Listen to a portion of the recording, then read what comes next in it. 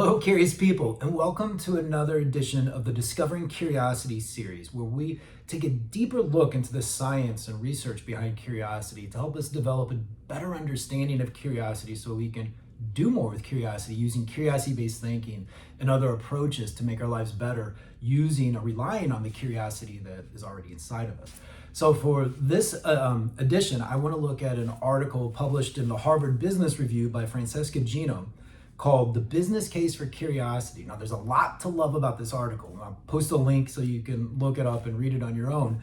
But one of the first things that's hard to get past is the subtitle. So The Business Case for Curiosity with the subtitle of Research shows that it, meaning curiosity, leads to higher performing, more adaptive firms.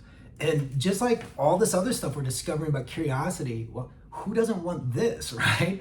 So I love that in discovering curiosity, not only are we learning more about the tools and the elements of curiosity so that we can use curiosity-based thinking to benefit from it, but it's fascinating to find out how all of these benefits and these outcomes of curiosity tend to end up in places we want to be anyway.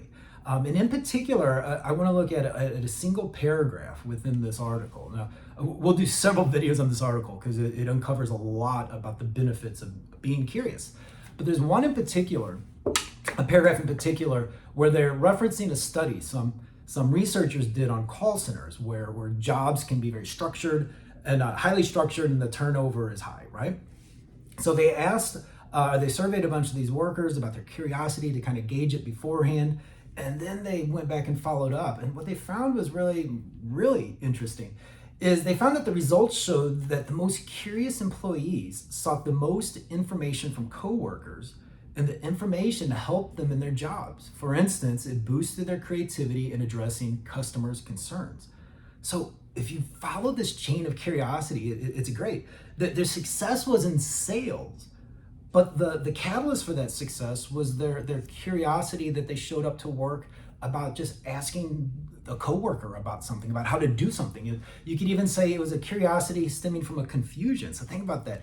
They had success that resulted from confusion or an obstacle or uncertainty or stress or anxiety. Some of these things we've discussed already on the Discovering Curiosity series that curiosity can help you overcome. So this is great that we find that the more curious these workers are at work, even if they're doing something that's routine or very familiar or kind of boring, that if you come to that work, if you approach that work with curiosity, even if it's not, the curiosity is about something unrelated to or seemingly unrelated to the outcome that you want. If you come to work with that curious mindset or that curiosity, on all you do, and that curious personality I think we've mentioned before, that asking those questions about, how do I do this? Or what if I do that? Or just asking about different parts or functions of the work that you're doing or the organization that you're working for can then bleed over to when you're dealing with customers or actually in that arena of where you want to be successful. And because you've developed that habit, that custom of curiosity, that personality of curiosity, right? That it transfers over to speaking with those customers, speaking with others, that it permeates everything that you do. And again, as a result of that is you benefit. One, you might better understand your job, or you're less terrified about the uncertainties of your job, but then it leads to success that you could benefit from in other ways by selling or performing whatever you do at work better than what you had before.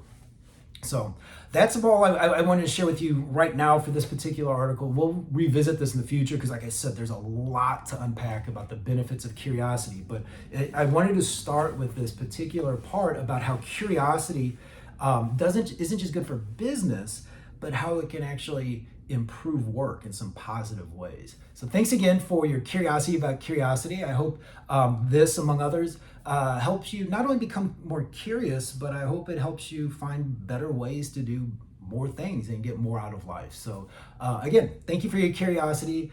Stay curious, and until next time, thanks.